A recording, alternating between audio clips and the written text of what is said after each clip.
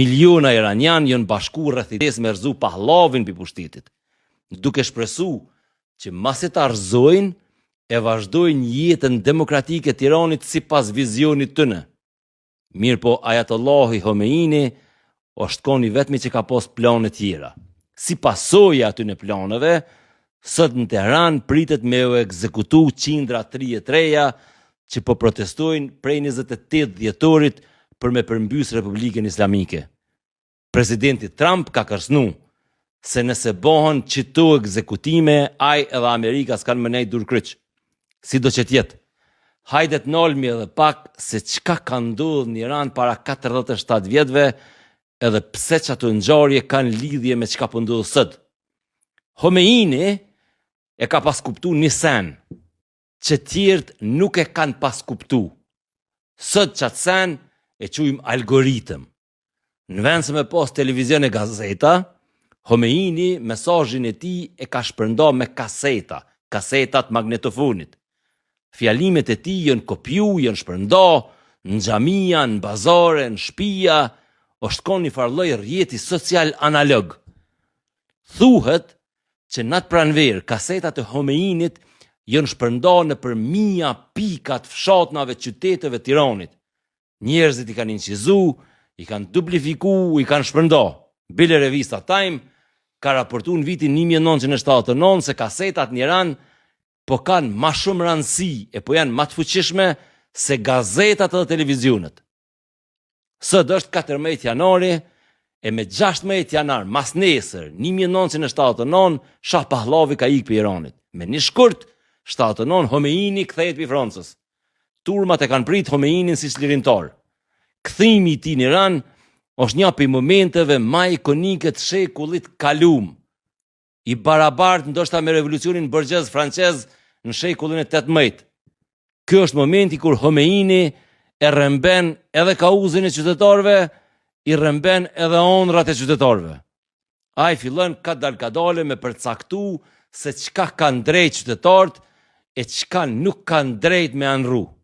Khomeini, kur filloi me u konsolidu, ju tha iranianëve mos e përdorni më fjalën demokraci sepse është kulturë perëndimore. Në një farë mënyre, ai ju tha atyne, faleminderit shumë që më ndihmut me rrezu shahun, tash unë i qes do rregullat mia e ju s'keni çare pa i përfill. Që ky është momenti, që ky është çasti kur shumë liberal e kuptuan se revolucioni nuk po shkon qysh ata kanë paramenu.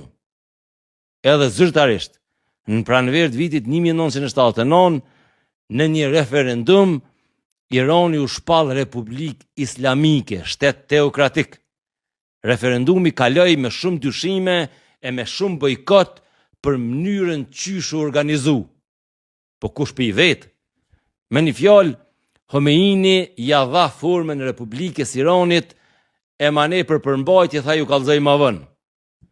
Tash për me kuptu pse Irani nuk është thjesht një Venezuelë me Shami, duhet me kuptu organizimin shiit. Shiitët nuk kanë pap, nuk kanë ajatollah numër 1 në nivel botnor. Te shiitët, autoriteti fetar funksionon ma shumë si universitet, pra jo si Vatikani.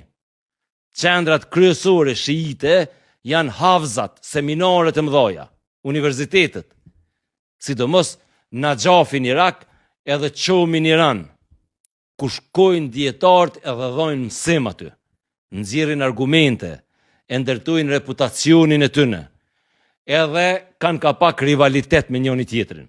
Bie fjala për shumë kanë, autoriteti më i lartë i botës shiite është në Irak, jo në Iran, e ai është Ajatollahi al-Sistani. Prej këtij sistemi del koncepti marja al-taklid. Me fjalë thjeshta, ti si besimtar e zgjedh vet profesorin rregullat e cilit ti ja njeh. Qoftë namaz, qoftë në xherim, qoftë në trashëgimi, qoftë në kontrata. Pra, nuk ekziston një shef botnor i botës shiite. Bota shiite shtrihet kryesisht në Iran edhe në Irak. Mirë po, dallimi është që në Iran, Ajatollahu përveç që është klerik, është edhe shef i shtetit, është edhe post politik.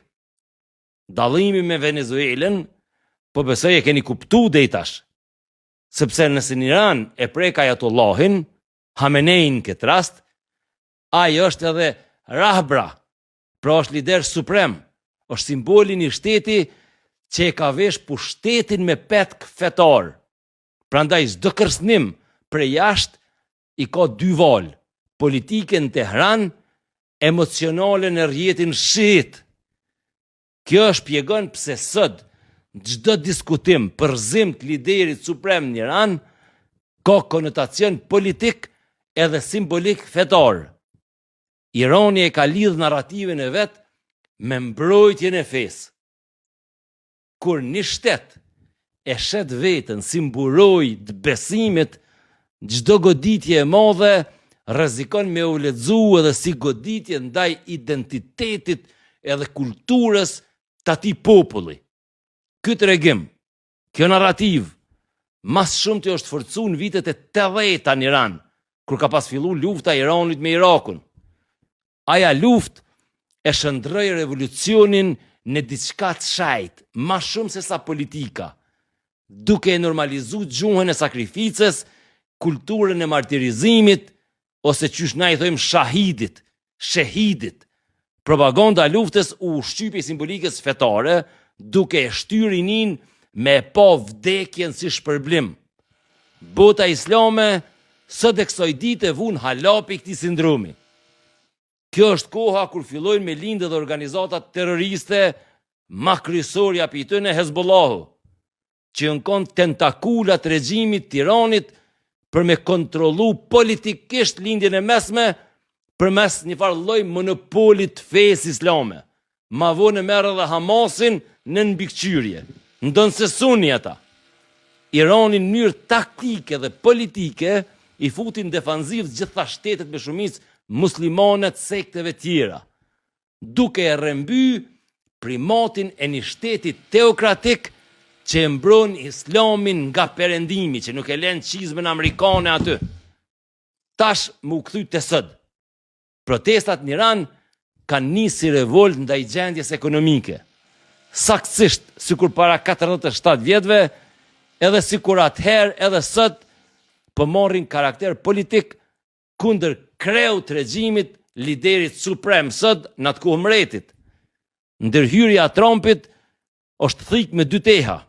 U jep zemër protestuesve për ndryshim, mirë po edhe i mobilizon sovranistët kundër ndërhyrjeve nga jashtë, duke ja u rikujtu 1953-ën. Pse dridhet këtë bota kur ka krizë në Iran? Sepse Irani, përveç burimi naftës, është edhe vend strategjik geografik. Ngushtica e Hormuzit është si gryke shishës e ngushtë për energjinë botnore, e ajo ka lënë ka Irani. Në për atë ngushticë, në baza ditore, kalojnë 20% e konsumit global të naftës. Prandaj, çdo lëvizje në Iran i lëviz çmimet e naftës prej Tokios deri në Prishtinë. Irani nuk është një diktaturë thjesht që shke rastin Venezuelë. Çdo krizë e madhe në Iran ka valë psikologjike, politike, shumë ma largë se kufini të në. Krejt kjo punë është që thash edhe dje si mi prek telat me rrymë. Mund është me nalë një dritë dikon, ama mund është me kallë edhe këtë lagjen. Shtetet si Arabia Saudite, Turqia, Egjipti, kanë shumë qef me pa funin e regjimit të ajatollahve. Mirë po, nuk janë qastë sigurt, po saqërisht Arabia Saudite e Egjipti, që manej nuk ju vjen reni edhe diktaturave tëne, që për dallim për Iranit kanë raportet mira me perëndimin. Sponsorët tëne vedove janë, si që dini tashme, Riga Farm, kompania kryesore farmaceutike, është Jus Kosova, Kafe Pavin, është Buzhala Estate edhe Mobisim.